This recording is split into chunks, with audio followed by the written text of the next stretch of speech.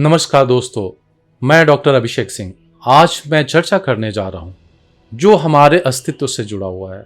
हमारे जीवन में प्रकृति का क्या महत्व है और प्रकृति कैसे हमारे जीवन और अस्तित्व के लिए महत्वपूर्ण है और कैसे ये इन्फ्लुएंस करती है, इसकी हम चर्चा करेंगे। हमारा शरीर जो है वो पंच तत्व से बना है। पंच तत्व मतलब ही हो गया कि वो सारे तत्व, चाहे वो जल, अग्नि, पृथ्वी, आकाश और वायु, ये पांचों जो तत्व हैं वो प्रकृति को रिप्रेजेंट करते हैं। और ये प्रकृति में कहीं भी अगर समस्या आता है तो हमारा अस्तित्व कमजोर हो जाता है।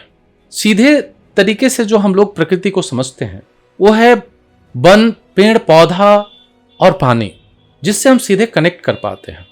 अगर आप देखें धीरे धीरे हमारे झारखंड में या भारतवर्ष में डिफॉरेस्टेशन, वनों का कटना एक बहुत बड़ी समस्या है।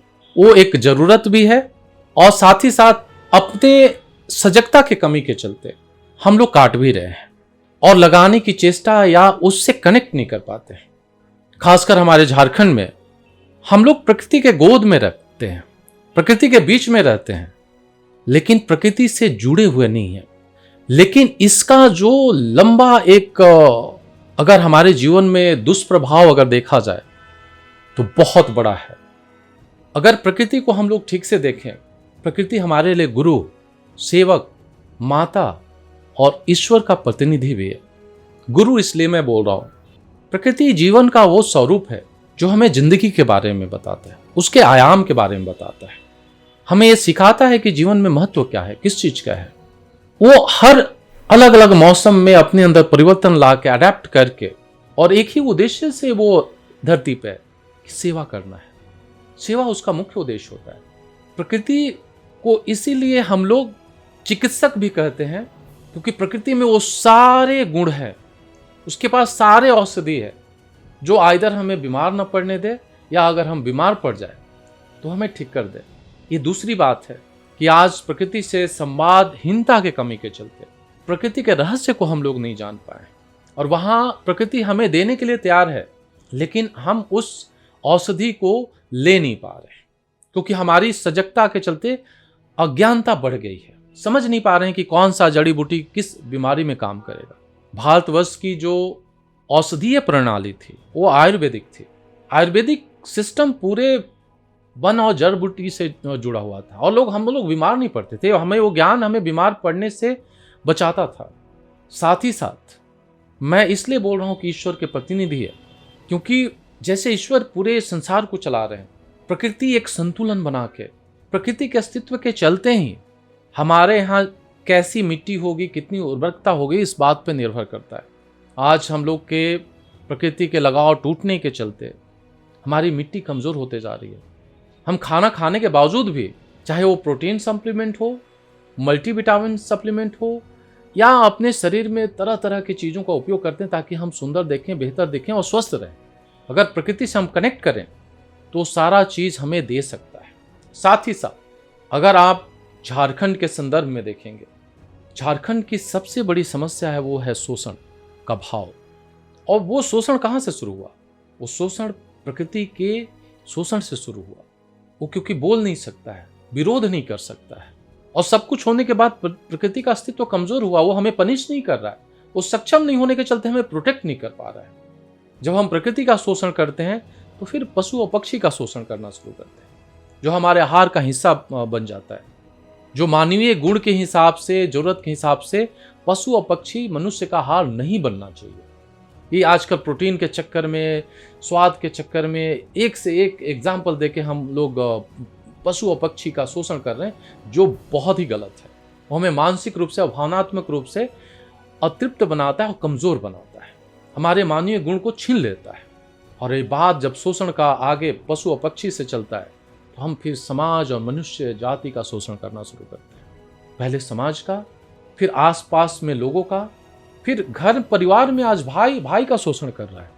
उससे भी छोटे यूनिट अगर जाएं तो आज हस्बैंड वाइफ में संबंध कमजोर हो गया और डिवोर्स एक बहुत बड़ी समस्या है। बाप बेटा में भी संबंध कमजोर होते जा रहा है, क्योंकि आप अपने परिवार में एक दूसरे का शोषण करने की मानसिकता से जीवन जी रहे हैं। और जब कोई नहीं मिलता है तो हम लोग अपना शोषण करते हैं। एक बहुत ही स्वाभाविक भाव जो होता है प्रकृति का, वो सेवा का होता है। वो जब तक रहता है हमें ऑक्सीजन देता है, फल फूल देता है। जब नहीं रहता है तो मिट्टी को मजबूत कर देता है। यानी सेवा, सेवा और सेवा, उसकी अस्तित्व ही हमारे लिए, हमारे सेवा के लिए है। यही अगर झारखंड में हम सेवा के भाव को अगर शोषण के भाव से बदल दे तो झारखंड एक चमत्कारी जगह बन जाएगा। और आज वेस्टर्न कंट्री की भी हालत देखिए, वो पशु पक्षी के शोषण करने में उनको तनिक देर भी नहीं लगता है। चाहे कोई भी पशु हो, उसको उनको लगता है कि वो उनका हार है। क्या मानसिक स्थिति है, कैसे एक दूसरे पे कंट्री जो है अटैक कर रहे हैं, दूसरे का तेल, दूसरे का जो रिसोर्सेज वो कैसे हथियाने के लिए हवस पैदा हो गया है। इस शोषण की मानसिकता ही का मैनिफेस्टेशन है। पूरा मनुष्य जाति एक दूसरे के लिए समस्या बन जाएगा।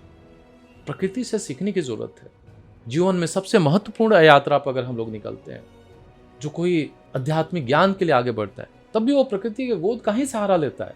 वो किसी पहाड़ और जंगल के बीच में ही अपने एक छोटा सा कुटिया गुफा के बीच में वो ध्यान और प्रार्थना करके प्रकृति उसको मदद करती है अपने आध्यात्मिक विकास के लिए, जीवन को, ज्ञान को प्राप्त करने के लिए। क्योंकि प्रकृति दिन रात वही कर रहा है।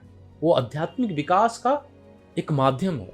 मैं आपको बताता हूँ, आप घर और परिवार से निकल के जब तक जीवन को ठीक से देखेंगे नहीं, आप जीवन के जो वास्तविकता है उसको महसूस नहीं कर पाइएगा, और साथ ही साथ अपने जीवन के स्तर को भी नहीं बढ़ा पाइएगा।